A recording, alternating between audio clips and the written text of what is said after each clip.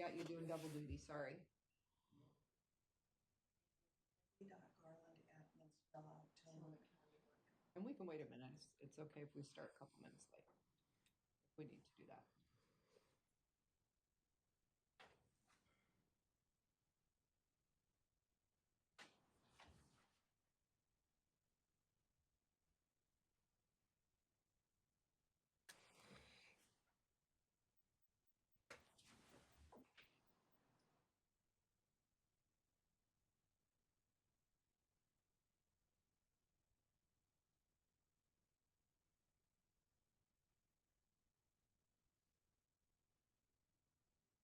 No, Yep. she's off this week.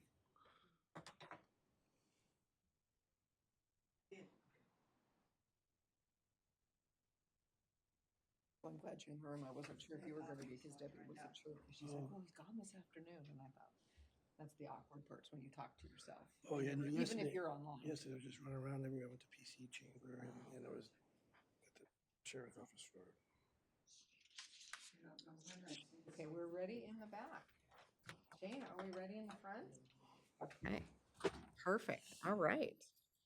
Well, good morning. Today is Wednesday, September 3rd, 2025, and we'd like to welcome everyone to the board meeting. We'll call this meeting to order at 9 a.m. The teleconference is 1-971-254-3149. Conference ID 866-914-607#. Audio capabilities are listen only and are offered on a best effort for the public. Our meeting is also live streamed, and you can join us online by going to our website. Other viewing options are available at tctvonline.com. Before we get started, I'd like to remind everyone to mute their phone. You can do this by pressing *6. Please unmute your phone when your agenda item is ready to be discussed. For those joining via computer, please unmute your microphone and turn on your camera when your agenda item is called. All others must remain muted with their cameras turned off. Thank you. Public comment. For those intending to provide public comment to the board, you may attend in person or email submissions to the public comments email on our website. Public comments received by 12 p.m. on Tuesday will be distributed to the board, posted online before the meeting, and become part of the public record. You may also provide public comment virtually by registering ahead of time. To register, please email public comments by 12 p.m. on the Tuesday prior to the board meeting. Public comments can also be mailed to the Board of Commissioners Office, 201 Laurel Avenue, Tillamook, Oregon, 97141. For more information on public comment options, please visit the Board of Commissioners webpage. Do we have anyone signed up in the room, or is anyone registered online for public comment? We do not. Okay, no public comment today. Perfect. Well, we have called to order. Invite those in the room to sign the guest list on the shelf to my right. And we appreciate you being here with us. We will begin with the Pledge of Allegiance.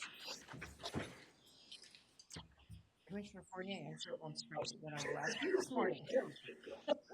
I pledge allegiance to the flag of the United States of America and to the republic for which it stands, one nation, under God, indivisible, with liberty and justice for all.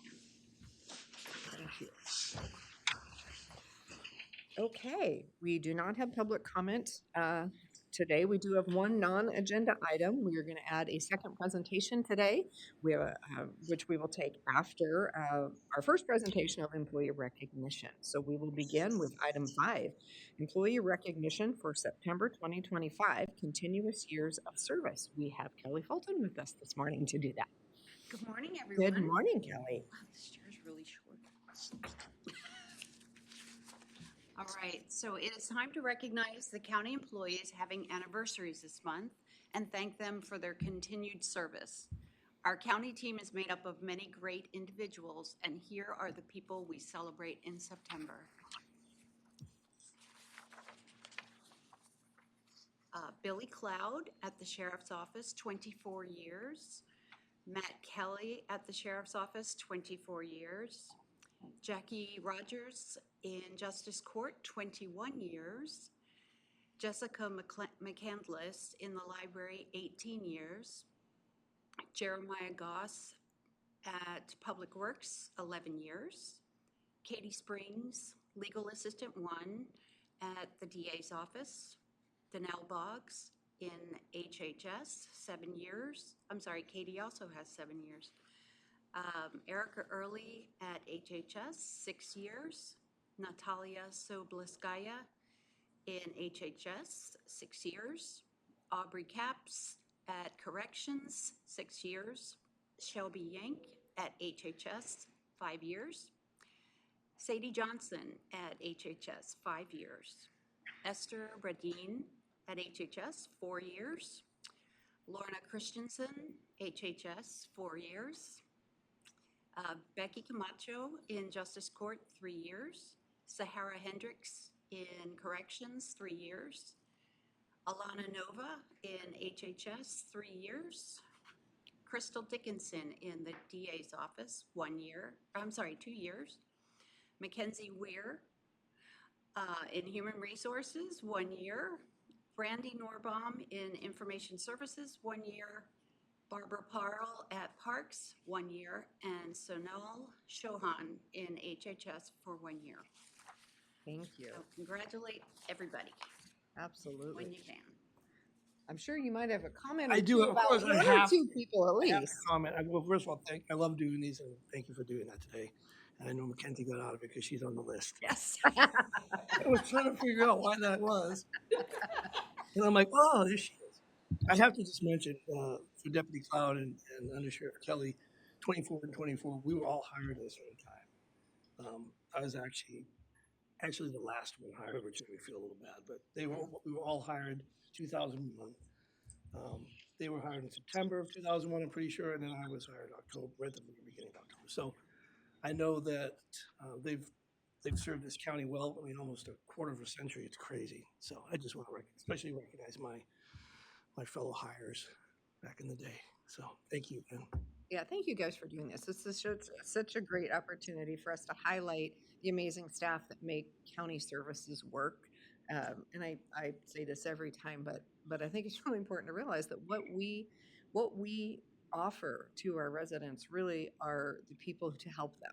I mean, that's what we do here at the county. And I just really appreciate our staff, because without their hard work, without their excellent customer service, the county just we don't exist, right? They are what we offer. So thank you to everyone. Particularly today, we're going to recognize on the list, but thanks to everyone that works here. We appreciate it. Okay, let me see if we are ready for presentation number 2. Debbie, are we ready? We are. Wonderful. Well, we are going to hear today about the Great American Shakeout, and we have Joe Cooper with us today. And Joe, if you wouldn't mind introducing yourself a little further, and if you wouldn't mind sitting down and making sure the microphone in front of you is on. That allows everyone online to hear you as well as anyone in the room. It says it's on. Perfect. Then you are good to go. Morning and welcome. Hi, so I'm here representing TC4, which is the Tillamook County Citizen Corps Coalition. Good job. I can never remember the C's. I've been practicing it, which is a group of, we have the police and the fire department, and all the emergency preparedness groups in the county are represented. And the Great American Shakeout, which happens every October, which, by the way, is international. It's not just the United States now, it has grown, is a big deal to us. And so we are trying to increase participation in the Great American Shakeout, and if nothing else, at least to raise awareness of why we do it. So I don't know where the presentation would be. Debbie's going to share your presentation here. We had a small technological challenge this morning. Let's see if we fixed it. Let's see what it's entitled.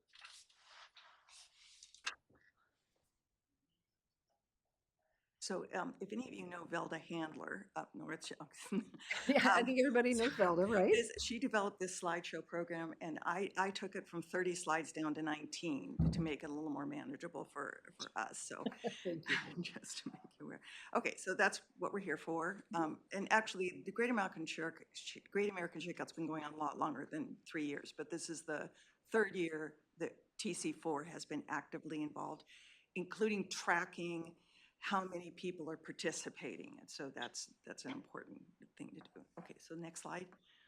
And I'm not going to read slides to you because I absolutely hate that. So So that's the poster that you would see in the county, and that QR code is now updated. So if anybody takes a picture of that QR code, it would take you to the Dogami site that would tell you about how fast you need to move and in what direction to get out of danger. So that's the poster for this year. And this is why. And most of you know we are in an earthquake zone. We are preparing for the big one, which could happen at any time. So everybody needs to know what to do and practice it.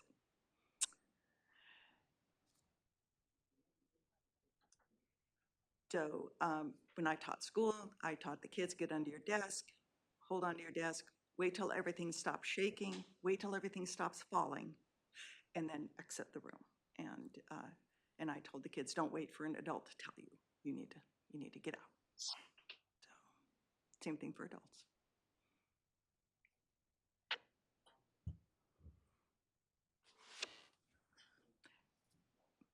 So everybody needs to know what to do. We can go on.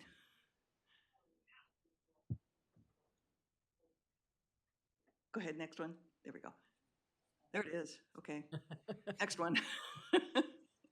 Repetition is important for learning, right? Drop, stop, drop. So a scenario-based drill is one that is, it plays out a scene that actually is possible to happen. So this is based in science.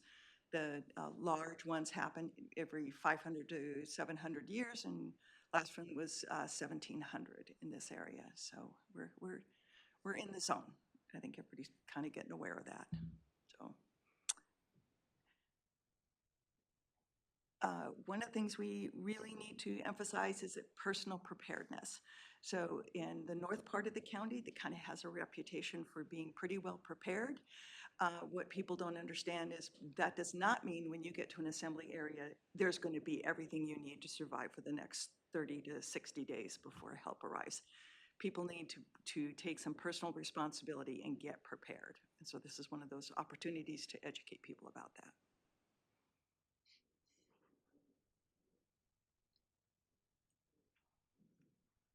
That last line is key for me. People will do what they have practiced. So if you read any of the stuff from 9/11, there are people who got out of some of the floors above others who died when the buildings went down, mostly because they had a person who, when they had a drill, actually made them drill. They actually came out instead of just standing around with their coffee and chatting. They went down the emergency stairs and they knew how to get out of the building, and they had practiced that. So they all got out when other people didn't. And that's true of all of us. You will do what you've practiced. Again, do a picture of our kids doing that. So we are evaluating all of the stuff that we're doing. The stuff that we're doing this year, like my being here, has to do with our evaluation from last year's event of how we can reach more people and get more people involved.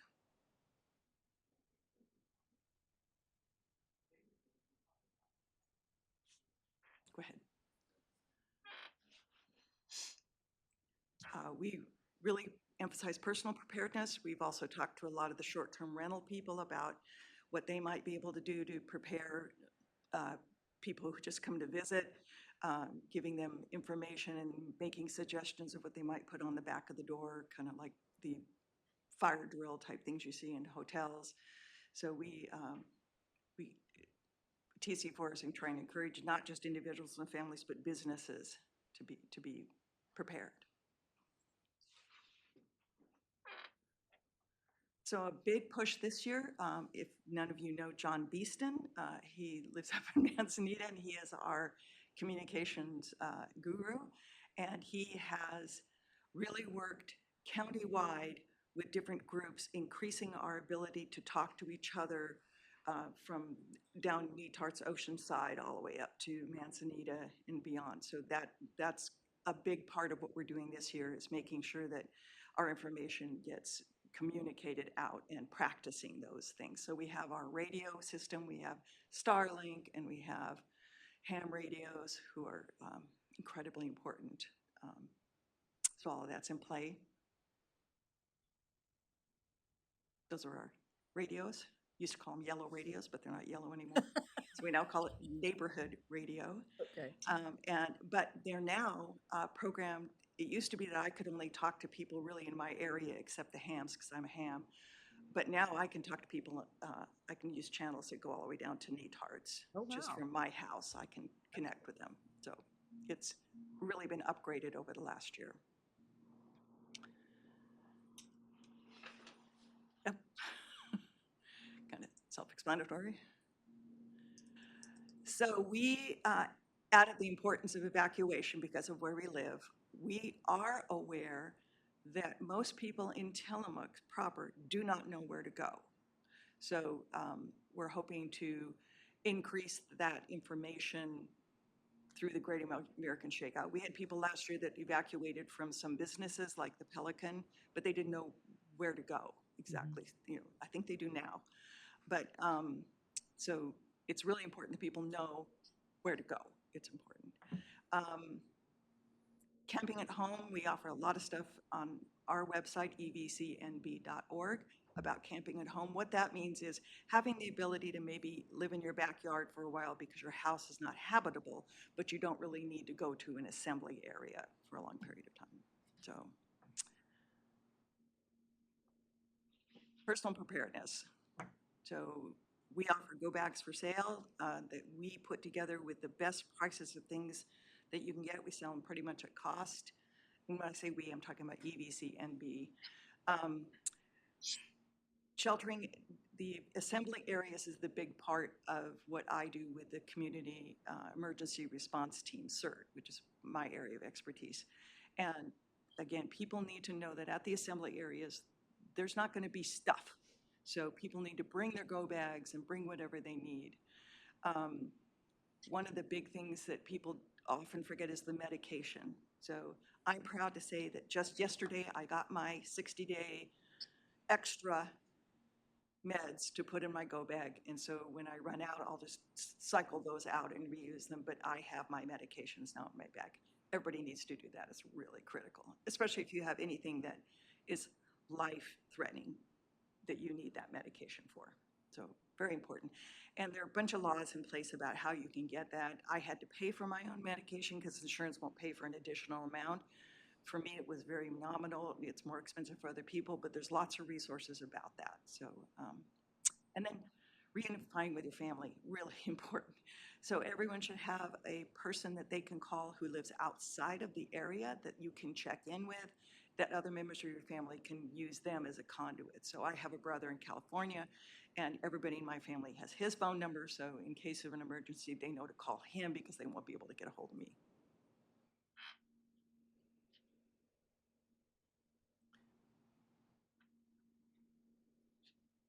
So again, we've expanded our communication this year, and lots more will be going on. Very excited about that. And this is part of our awareness program, talking to you guys about it. So we increased from 23 to 24, and we hope to be doing better this time.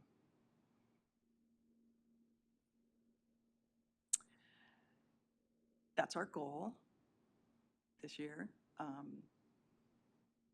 And so someone's going to be going around to the businesses. As we have someone that's going to your, was it Tuesday morning coffee in Tillamook? Oh, the chamber, yeah.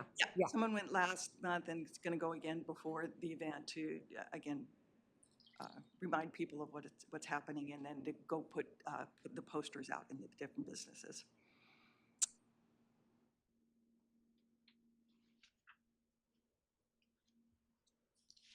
And I think, is that it? Probably. Yeah, I think that's it. Wonderful, thank you. Lots of good information. So Commissioner Fournier, comments or questions? Oh, we all participated last year. I did the walk from the hospital. I think we did the hospital, we walked to the library. Isn't that Yeah, right? yes, I don't remember what the meeting was last year, but I think they were doing the, There was some meeting at the hospital and we all walked to the library. it was the, I don't remember what you call it, but they were starting the surgery center construction, and we were all there to turn the first shovel of dirt. The word that you use for that is just not coming to my mind. But yes, so we were there. Groundbreaking, yeah. Groundbreaking dedication. Groundbreaking, that was the word I couldn't think of. So it was the groundbreaking for the surgery. And the only thing else I would add, and it was in the documents, is that in Tillamook County, if you feel the shake and you're at low ground, get higher. Right, exactly. Don't wait for somebody to tell you. You know, we know that we can be impacted by earthquakes. We can be impacted by tsunamis from earthquakes elsewhere. But in this case, with the shakeout, what we're talking about is the earthquake. And the other thing is, we know we're waiting for the big one, right? But I think there's also should be an awareness that this may not come all in one huge earthquake, right? What we do know is that the fault line where this occurs is stuck and it could just slip a little at a time. So no matter what the ground movement you feel, treat it as the big one. Even though it may or may not all happen at one time, it's just be aware, know that any earth movement can cause a tsunami here. Any earth movement you need to cover, hang on, and as you say, wait for the shaking to stop before you get out. You know, we don't have them regularly. So I went to college in California and I learned about earthquakes really quickly. I was in Los Angeles. We had one my freshman year. I had been there about, I think, a month, somewhere in there, when the Whittier earthquake happened, which, if you follow earthquakes, you know how old I am now. But it was terrifying. It sounded like there was some kind of piece of heavy equipment pushing against the wall of the dorm. And so there was noise, there was motion, it was all of it. But it was my first time ever, and I had no idea what it was. And my roommate was from Seattle, and she didn't know what it was. So we're both in our room going, "What's happened? What's that? Why are, some piece of equipment hitting the building?" Others of our friends who were from California were very clear what it was and very clear what to do. We didn't know. So I think that's an important part for all of us here is that we don't experience them regularly. So it is important to do this practice. This Great American Shakeout has such huge implications for us on the coast because it is our opportunity to practice. We don't think about them generally. So I appreciate the organization that goes into this. I appreciate just the detail for people to really learn about it, things to think about like a go bag. You need to have your stuff with you if you are leaving. You're right. We don't have just evacuation centers with everything. And we talk about this a certain amount, but we expect that this very well may happen when the coast is full of people who have nothing.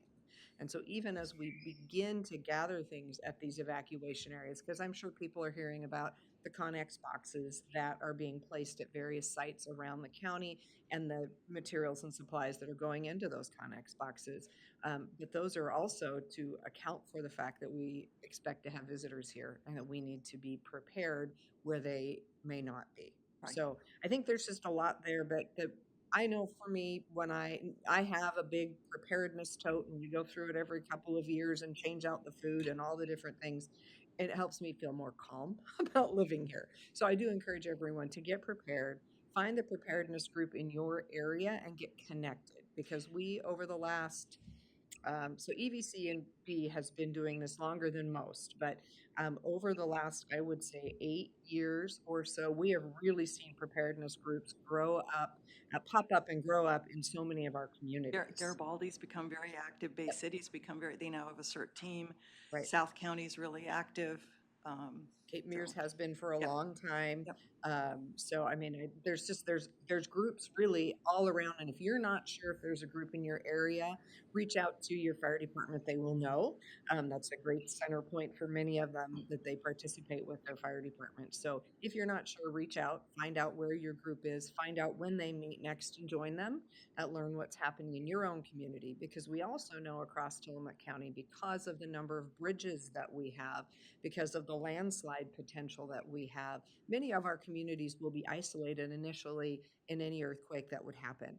And so it's really important that you know where your local group is. It also is important that you pay attention when you're driving through the county and you see those signs that say evacuation area, tsunami, evacuation, because you don't know where you'll be when this happens. We all assume we'll be in our home, so we may or may not be. So go big in your car is also something that's a possibility. So not to get Thank too you. many details in there, but we appreciate you coming, and we will all look forward to October 16th, which is 10/16 at 10/16. So it's easy to remember. 10/16 will be the shakeout. It's the opportunity to practice, to begin to build the muscle memory, to your point.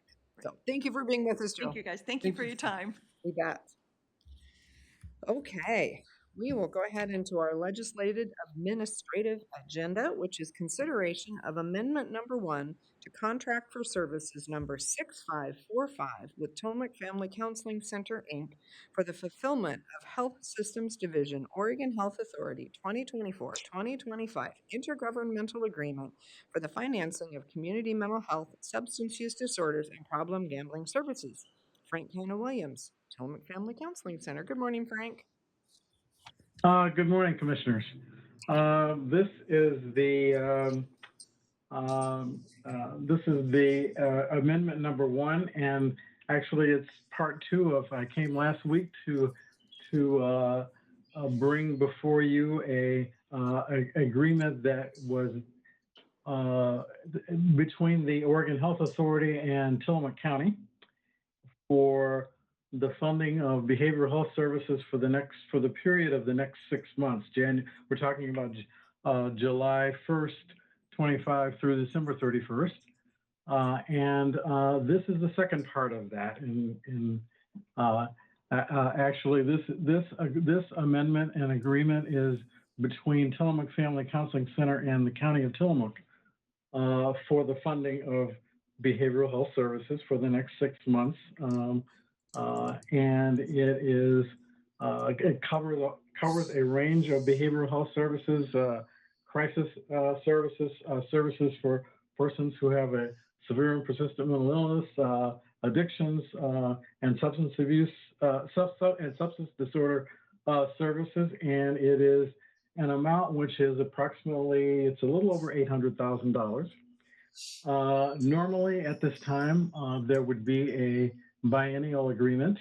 However, right now there's some negotiations that are happening between OHA and its provider counties, and Tillamook is one of those. And some concerns and issues related to language and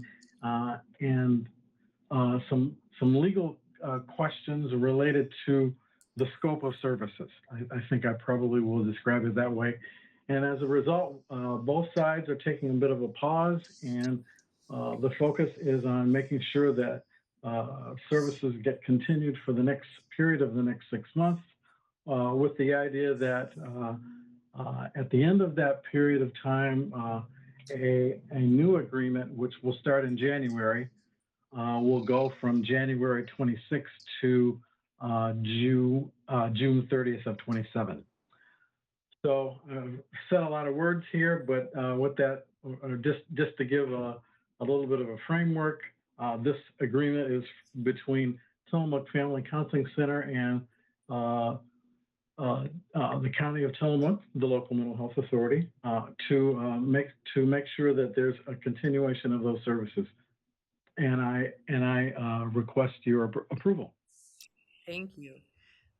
Questions, Commissioner Fournier? I don't have any questions. No, I think we discussed this at last week's meeting. We've also had a board briefing where we talked further about pieces related to this contractual change. So I think that we are ready for a motion.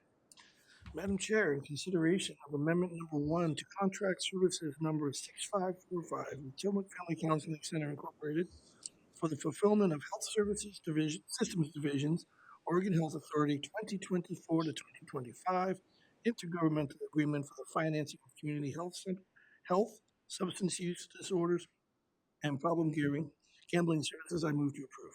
And I would second. We have a motion and a second. Any further discussion? Hearing none, I will call for the vote. All in favor, please signify by saying aye. Aye. Aye. Motion carries. Thank you, Frank. Thanks, Frank. Thank you very much. Okay, moving on to item 7, consideration of a First Amendment to Intergovernmental Agreement number 185828 for the financing of public health services. And Marlene was unable to be with us this morning, so she asked if I would carry her 2 items. So I will go ahead and do that. So this is this amendment adds 2 additional program elements to the award period from July 1, 2025 to June 30, 2026. PE01-12 funds will be used for infection and prevention training. All public health authorities receive the same amount across the state of Oregon. PE 43-01, funds will be used for immunization services, including education, enforcement of school immunization requirements, and vaccine administration to underserved population. So these program elements are not new for Tillamook County, but just like the amendments to these agreements, the funds are processed and allocated differently by the state of Oregon. So this, as we know, we start with a master agreement for this, and it seems that amendments just roll and roll and roll. And so this is an amendment to our public health funding. Questions? Okay, no questions. I would accept a motion. Okay, Madam Chair, in consideration of the First Amendment to Intergovernmental Agreement Number 185828 for the financing of public health services, I move to approve. And I would second. We have a motion and a second. Is there any further discussion? Hearing none, I will call for the vote. All in favor, please signify by saying aye. Aye. Aye. Motion carries. I will also take number 8, consideration of a memorandum of understanding with Nestucca Valley Presbyterian Church for harm reduction services. So this MOU establishes a partnership with Nestucca Valley Presbyterian Church in Pacific City to host harm reduction events once a month for Tillamook County Community Health Centers. Nestucca Valley Presbyterian Church agrees to reserve a space at their location for harm reduction staff to provide services to the South County community.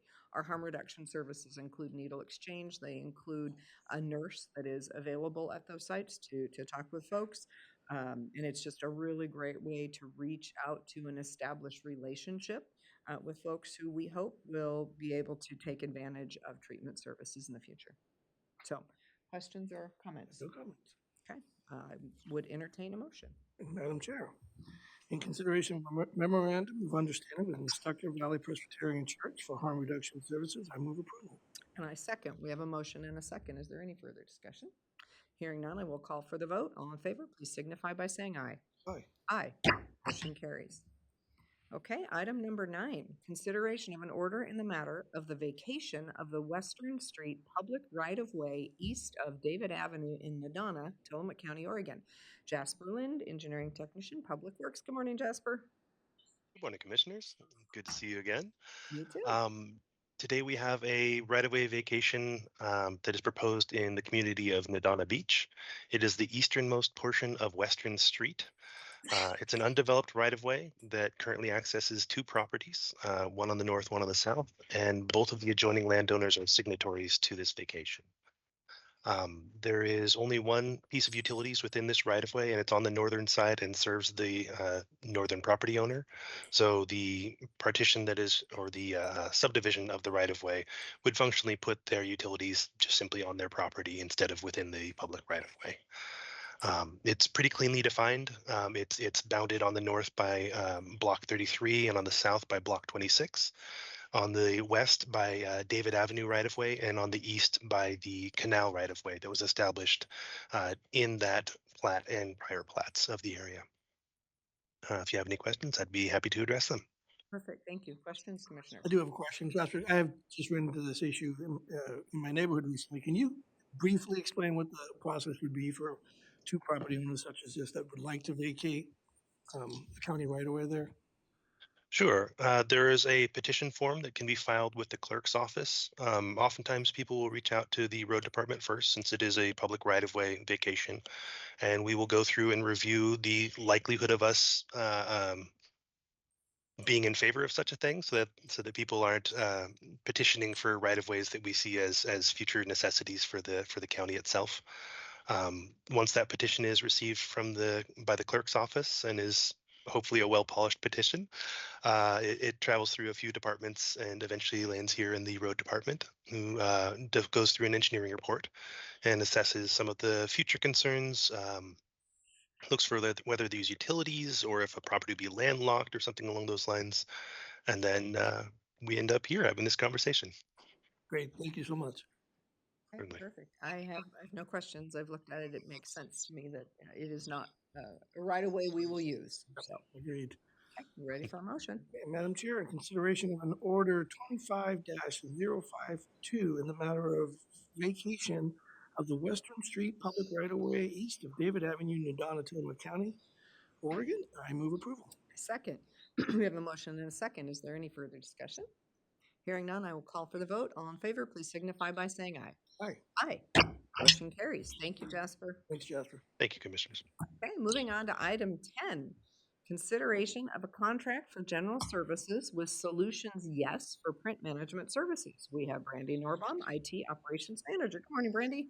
Good morning. She timed that perfectly. I know she was watching the meeting downstairs, I'm No, sure, she- right? Or listening. On her laptop right there, she was watching. Yes. Yes, I was. I was like, oh my gosh, I got to run up here You now. made it. You made it. Perfect timing. You did. Perfect right timing. on it. This is a contract with Solutions Yes for 5 years. They are currently doing our printer services. And we have a few options that we've tried before in the past. We've had Xerox. Mhm. I've had so much coffee, I'm so sorry. And I gotta stop. Um, and we tried Pacific Office Automation as well.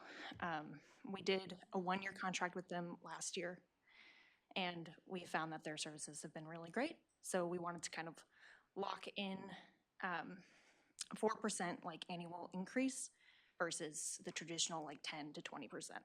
So catch my breath. So it sounds like this is our current provider and it's just going ahead and putting a long-term contract with them. Correct. Commissioner, question? I don't have any questions. Nor do I, and I know that our services have improved immensely, it seems, under this agreement. So I think this is a good choice. I think we're ready for a motion. Okay, Madam Chair, in consideration of contract for general services with Solutions Yes for print management services, I move approval. And I second. We have a motion and a second. Any further discussion? None. Hearing none, I will call for the vote. All in favor, please signify by saying aye. Aye. Aye. Motion carries. Thank you for running up the stairs. Oh, Jamie, thank you so much, you guys. Appreciate it. now it's the Sarah Show. And now it is the Sarah Show.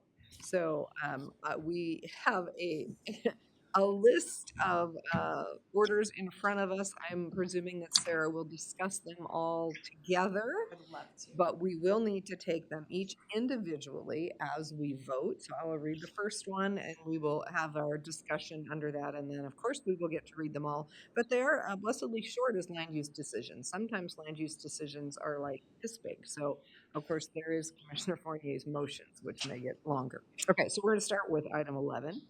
Consideration of an order in the matter of ordinance amendment request number 851-25-000-259 PLNG in the Department of Community Development. Sarah Absher. Well, thank you, Commissioners. Good Good morning. morning. I am so excited to be here. We're excited that you're here. Thank you. No, this has been an incredible project. It's been a tremendous amount of work. So I just like to take a moment to thank a few people because this could not have been possible. The first person I would like to thank is Commissioner Scar and Senator Weber because it was your idea and your foresight into our future to say we need to do more. Sarah, what do you think? And I just want to thank you both for that because I don't know if these changes we will completely see realized within our professional lifetimes and careers, but I know walking into the future, this is a huge step to help us address our housing crisis. So thank you for your leadership in that. I would also like to thank our cities, especially our city planners and managers who were a great partner in getting this work done in our citizen advisory committees, who spent hours helping provide input and look at different options with me. And it resulted in this monumental refresher or crash course in land use planning. So, because everybody had to learn all over again or learn new to introduce these new concepts. And the conversations that came out of those were very insightful. And I am very proud of our communities for their willingness to open their minds and their doors and their thoughts of community character and culture to be supportive of new housing types to help give options to people who want to live and work here. And then I'd like to thank my staff and also Debbie Garland for helping me put all of these orders together. And Bill, that was that was a lot. So all of that being said, so yes, before you are 7 orders today. for your signature if you choose to adopt these proposals. And these orders are for all of our unincorporated communities served by water and sewer that are part of Senate Bill 406 that was passed by the state legislature in 2023. Essentially, that mandates the cities in our county and our unincorporated communities served by water and sewer to allow for middle housing types as outright permitted uses. So that's your single family dwellings, it's a duplex, it's a triplex, it's a fourplex, and it's up to 4 units for a townhome, and it's up to 8 units for a small cottage cluster development. A lot of this work was very prescriptive because we were required to follow House Bill 2001. But there were community choices and options and opportunities for community participation. And in these amendments, you see that works. There were some things we had to do. We had to allow them all outright. However, there were some design standards, like in section 5.120 that's before you, that talked about how many units do we want? Should we impose some basic design standards so we don't end up with these big boxy structures?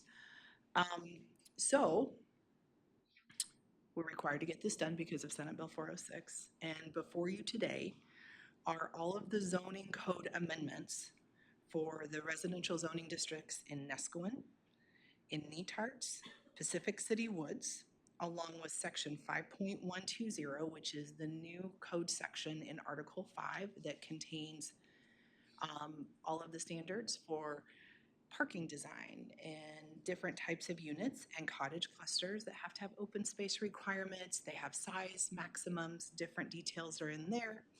With this, we had to do a lot of housekeeping work. We had to do some modernization to our definitions because our code did not contemplate a lot of this work as outright uses. So there's some refinement to our definitions. Some definitions needed to be added. There's an expedited land division process now for middle housing types because, again, the focus of this work, let's get more housing options in our communities, but let's also remove those zoning and land use barriers that are stopping people from getting there. So in the land division ordinance, there's an amendment with a whole new section that talks about how to go through an expedited land division process. So it's very streamlined, it's very straightforward. And then with that, there were some other things we had to do, like amend some of our parking standards because we actually have reduced parking standards now. Working with Public Works, and I forgot to thank them, I need to do that as well. But what we really tried to do was find a balance of, we know we need parking, we know we have narrow roads, there's a lot of competitive uses and needs in our communities between short-term rentals and other types of uses. So working with Public Works and communities to really maximize how we feel like we could get the most parking benefit while allowing these uses, but not creating barriers by requiring so much parking, it stops the housing development from occurring. So those are reflected in Article 4. And the other thing that's noted in here is Beaver is an unincorporated community, but it is not a community served by water and sewer. But we know firsthand there is some really good work going on in the community of Beaver, especially for housing. And what this also does is it now allows for a duplex as an outright use in Beaver because you can do septic systems with a duplex. We have done more conditional uses in that community for duplexes the last 2 years than anywhere else. And there is a need and people are filling these units. So we are excited to see that change move forward as well. So all of these orders are before you. I've got 2 communities remaining to do. Oceanside, they are in their hearings right now, and then Neocani will be coming to you shortly. The cities are also on various timelines. Some of their work is done. Others are also on the home stretch. But I think by the end of this year, we will all have consistent, streamlined zoning code requirements for these middle housing types, which is very exciting. Happy to answer any questions you have. Thank you, Sarah. Appreciate your work. This has been a huge body of work. I don't know when we signed up for this if we fully contemplated and understood the body of work that we were signing up for. But I do want to talk about how we got here because I had the opportunity to be in Manzanita with Sarah a few weeks ago, and one of their big questions is, how did we get here? Well, like, whose bright idea was this? And so while I would like to say it was my bright idea, to be clear, Tillamook County undertook their first housing study in 2015. So this is a 10-year process that I see as, it's not the end of by any means, but it is the culmination of some very big ideas that came out of that first study that was undertaken in 2015 and completed in 2017. So if you're watching and you're wondering, you can actually go to Community Development's webpage. You can go to the Housing Commission web or their actual page for the commission. These studies are linked there. The 2017 study had 10 recommendations for us from our consultants, and we have undertaken many of those. One of those was to get a housing coordinator, which we have, and that's made a huge difference, and that is the function with the Housing Commission as well, which has made a huge difference. But one of the other recommendations, and I think it was recommendation number 2, in fact, beyond after the Housing Commissioner, was that we needed to update our zoning code to make these types of housing types more available, more easily built. And really for us, that meant developer certainty, because prior to the work that we are about to codify here today, there was no certainty for the developer. If you wanted anything other than a single family home, it was a conditional use, and you had to go in front of the Planning Commission and risk being taken to LUBA by neighbors who were unhappy that this was happening in their neighborhood. And that made it so that it was extremely slow, extremely expensive, and few developers would take that opportunity. So our consultant told us that in 2017, and it was one of those pieces we pondered, and we were figuring out how and when we might do that.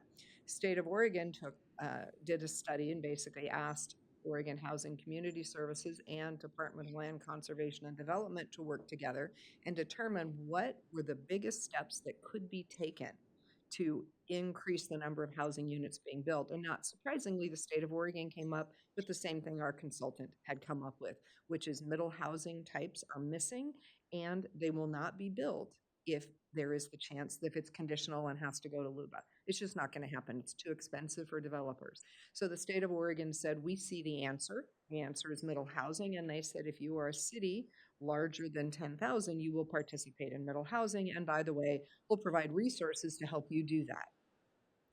All of our small cities were excluded, which for me was a real miss by the state. I understand that it's complicated.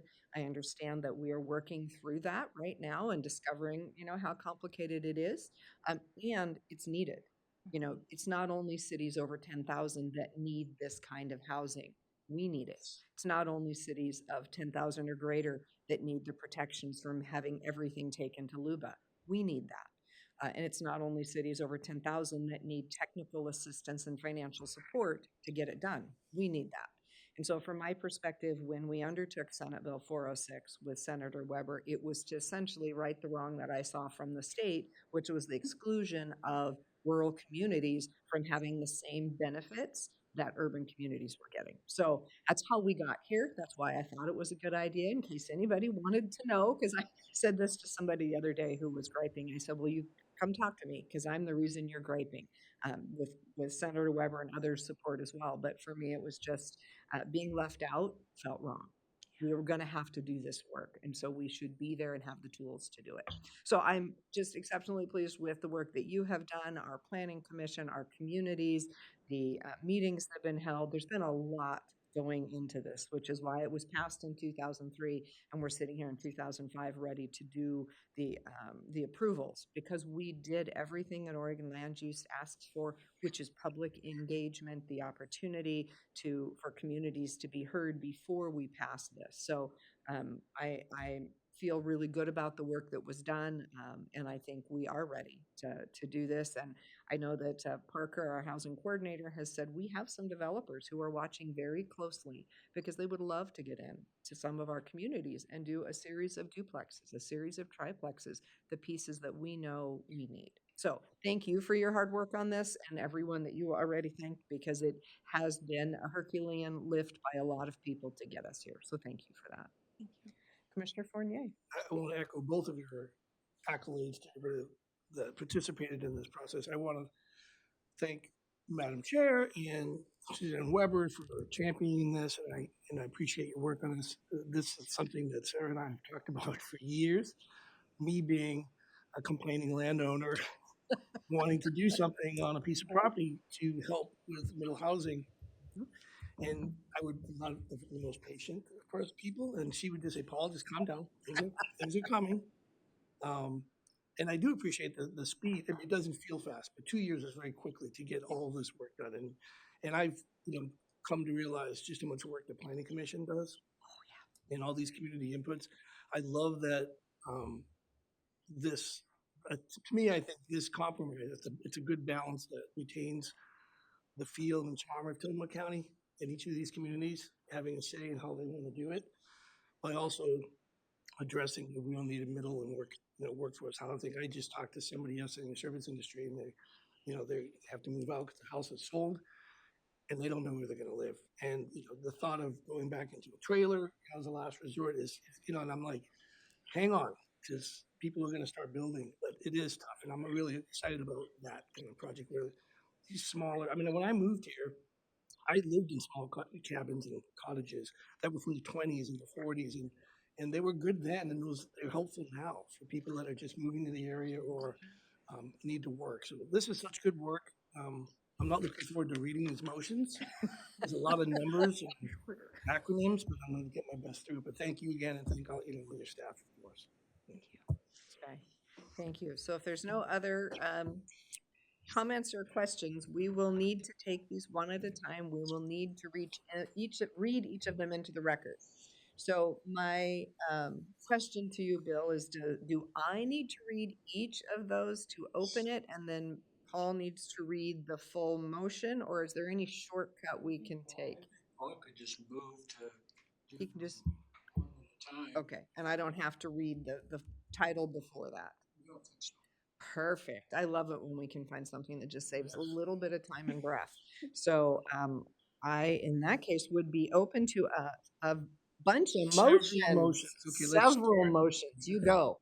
Okay, Madam Chair, in the matter of number 851-25-2000-259-PLNG, a legislative text amendment request to amend Article 3, Section 3.320, Nesquin Rural Residential Zone, Section 3.322, Nesquin Low Density Residential Zone, Section 3.324, Nesquin High Density Urban Residential Zone of the Tillamook County Land Use Ordinance to establish middle housing types as outright permissive. I move to approve. I second. We have a motion and a second. Any further discussion? Nope. Hearing none, I will call for the vote. All in favor, please signify by saying aye. Aye. Aye. Motion carries. Okay, next one. Madam Chair, in the matter of number 851-25-00260-PLNG, a legislative text amendment request to amend Article 3, Section 3.340 of the Netarts Medium Density Urban Residential Zone, Section 3.342 Netarts High Density Urban Residential Zone, and Section 3.344 Netarts Residential Manufactured Dwelling Zone of the Tillamook County Land Use Ordinance to establish middle housing types as outright permitted uses. I move approval. I second. We have a motion and a second. Any further discussion? You want to read it again? Hearing none, I will call for the vote. All those in favor, please signify by saying aye. Aye. Aye. Motion carries. Thank you. Madam Chair, in the matter of number 851-25-000-263 PLNG, a legislative text amendment request to amend Article 3, Section 3.331 of the Pacific City Woods Rural Residential Zone, Section 3.332 Pacific City Woods Low Density Residential Zone, Section 3.333 Pacific City Woods Medium Density Residential Zone, and Section 3.334 Pacific City Woods High Density Residential of the Tillamook County Land Use Ordinance to establish middle housing types as outright permitted uses. I move approval. I second. Any further discussion? Nope. Hearing none, I will call for the vote. All in favor, please signify by saying aye. Aye. Aye. Motion carries. Thank you. Okay, Madam Chair, in the matter of number 851-25-000-264 PLNG, a legislative text amendment request to amend Article 5 of the Tillamook County Land Use Ordinance to add Section 5.120 Middle Housing Development Standards and establish development standards in accordance with Senate Bill 406 for middle housing types in residential zones located in Tillamook County, unincorporated communities served by water and sewer. I move approval. And I second. We have a motion and a second. Any further discussion? None. Hearing none, I will call for the vote. All in favor, please signify by saying aye. Aye. Aye. Motion carries. Madam Chair, in the matter of number 851-25-000265 PLNG, legislative text amendment request to amend the Tillamook County Land Division Ordinance to establish land division criteria and standards for middle housing types in accordance with Senate Bill 406. I move approval. I second. We have a motion and a second. Any further discussion? None. Hearing none, I will call for the vote. All in favor, please signify by saying aye. Aye. Aye. Motion carried. Getting close. We are. Coming to the final stretch. Madam Chair, in the matter of number 851-25-000266 PLNG, a legislative text amendment request to amend Article 4, Development Standards, and Article 11, Definitions of the Tillamook County Land Use Ordinance, in accordance with Senate Bill 406. I move approval.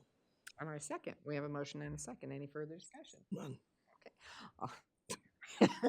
Hearing none, I will call for the vote. All in favor, please signify by saying aye. Aye. Aye. Motion carries. Just checking the back to make sure I know. Just checking the back. Madam Chair, in the matter of number 851-25-000271 PLNG, a legislative text amendment request to amend Article 3, Section 3.011, Community Single-Family Residential Zone, Section 3.012, Community Low-Density Urban Residential Zone, Section 3.014, Community Medium Density Urban Residential Zone, and Section 3.016, Community High Density Urban Residential Zone of the Tillamook County Land Use Ordinance to establish middle housing types as outright permissive. I move permitted uses. I move approval. I second. We have a motion and a second. Any further discussion? None. None. Hearing none, I will call for the vote. All in favor, please signify by saying aye. Aye. Aye. Motion carries. Thank you. Happy? Well Woo! done.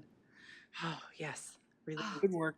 Thank you. Yes. It's my yes. pleasure. Excited. Huge, huge body of work. I've already said that and I'll say it again and again.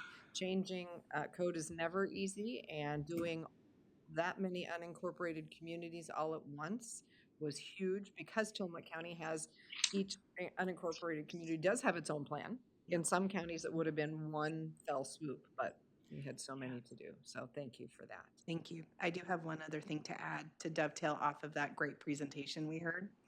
So with the NETART CAC back up and actively running, they have started an emergency volunteer response group as well. They meet at the fire station, and that has like grown legs and run. Their acronym is NERV. Nerve. Nice. And I think it's, if I remember, it's the NETART's Emergency Response Volunteer Enterprise or something, but they call themselves the NERVs. Nice. So leave you with that today. Memorable. That's what you need to be. Thank you very much. All right, thank you. Thank you, sir. Oh, yes. I couldn't help but think, oh, wow, you've got, what, 6 out of 8, Sarah, 7 out of 9, having attended the Planning Commission hearing on the Oceanside middle housing amendments. You definitely, unless things really change between now and then, have some more involved hearings to contend with later on.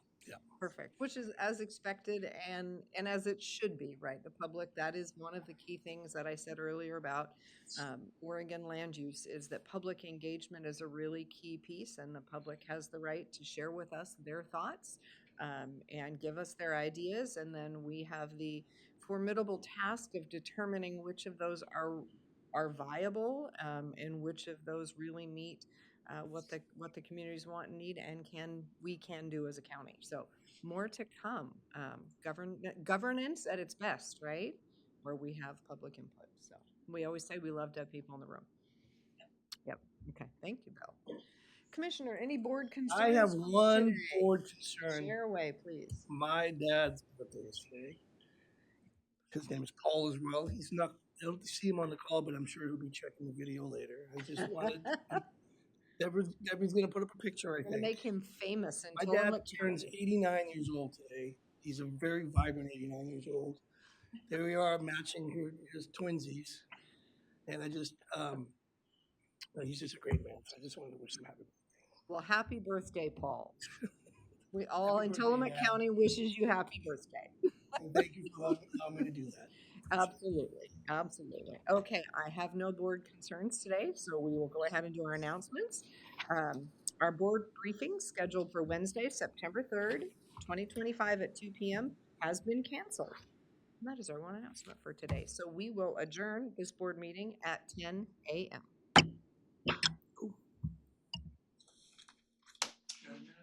Commissioner Bell.